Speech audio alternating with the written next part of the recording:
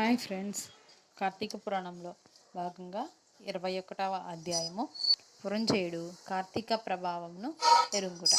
ఈ విధంగా యుద్ధముకు సిద్ధమై వచ్చిన పురంజయునకు కాంబోజాది భూపాలకులకు భయంకరమైన యుద్ధం జరిగినది. ఆ యుద్ధంలో రధికునితోనూ, అశ్వసైనికుతోనూ, గజసైనికుతోనూ, పదాతులు పదాతి సైనికులతోనూ, మల్లులు మల్లయుద్ధ నిపుణులతోనూ, ఖడ్గము, గద, బాణము, పరశువు మొదలు ఆయుధాలు ధరించి ఒండరుల ఢీకొనుచు, హోంకరించుకొనుచు, సింహనాదములు చేసుకొనుచు, శూరత్వ వీరత్వములు చూపుకొనుచు, బేరీ దుందుబులు వాయించుకొనుచు, శంఖములను పూరించుకొనుచు ఉభయ సైన్యములను విజయకాంక్షలై పోరాడిరి.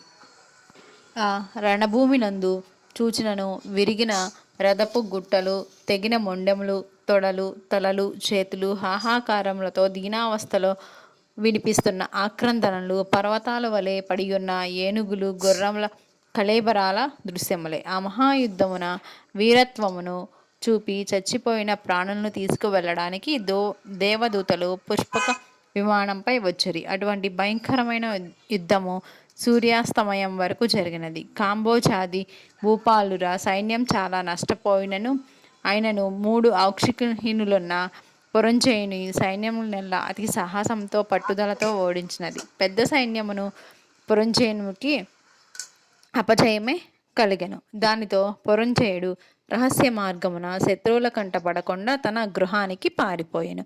బలోపేతులైన శత్రురాజులు రాజ్యమును ఆక్రమించుకున్నాడు. పురంజయుడు విచారంతో సిగ్గుతో దుఃఖించుచుండెను. ఆ సమయంలో వశిష్ఠుల వారు వచ్చి పురంజయుని ఊరడించి, రాజా, మున్నొకసారి నీ వద్దకు వచ్చితిని. నీవు ధర్మాన్ని తప్పినావు. నీవు చేస్తున్న దురాచారాలకు అంతులేదు.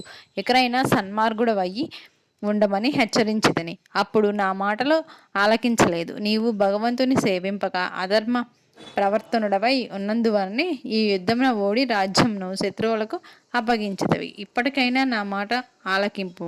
జయాపజయాలు దైవాధీనములని అంగీకరించుము. నీవు చింతతో కృంగిపోవుటయేలా? శత్రురాజులను యుద్ధంలో జయించి నీ రాజ్యంను నీవు తిరిగి పొందవలనన్న తలంపు కలదేని నా హితోపదేశంను ఆలకింపుము. ఇది కార్తీక మాసము. రేపు కృత్తికా నక్షత్రంతో కూడిన పౌర్ణమి కావున స్నాన జపాది నిత్యకర్మలు ఆచరించి దేవాలయమునకు వెళ్ళి దేవుని సన్నిధిని దీపారాధన చేసి భగవన్నామస్మరణము చేయుచు నాట్యము చేయుము. ఇట్లు చేసినచో నీకు పుత్ర సంతతి కలుగును. అంతేగాదు, శ్రీమన్నారాయణుని సేవించుట వలన శ్రీహరి మిక్కిలి సంతోషం పొంది నీ శత్రువులను ఓడింపుటకు నీకు చక్రాయుధమును కూడా ప్రసాదించును. కనుక రేపు అట్లు చేసిన ఎడల పోగొట్టుకున్న రాజ్యమును తిరిగి పొందగలవు. నీవు అధర్మ ప్రవర్తనుడవై దుష్ట సహవాసం చేతనే కదా నీకు అపజయం కలిగినది. కావున లెమ్ము, శ్రీహరిని మదిలో తలచి నేను తెలియజేయనట్లా చేయమని హితోపదేశము చేశాను. అపవిత్ర పవిత్రో వా నానావస్థాంగతోపివా యః స్మరే పుండరీకాక్షం స బాహ్యాభ్యంతర శుచిః అని సూచించారు. 21వ అధ్యాయము 21వ రోజు పారాయణం సమాప్తం.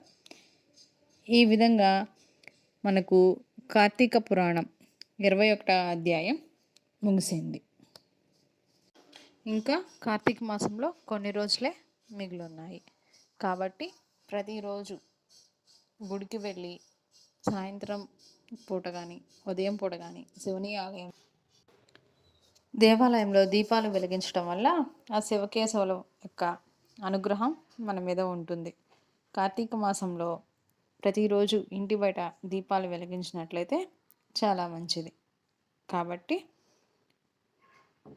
శివునికి ప్రీతికరంగా దీపాలు వెలిగించాలి. లేకపోతే ఎక్కడైనా అవకాశం ఉన్న చోట ప్రతిరోజు మన చేతులతో అభిషేకం చేయడం వల్ల ఆయన యొక్క అనుగ్రహం మన మీద ఉంటుంది. Thank you friends.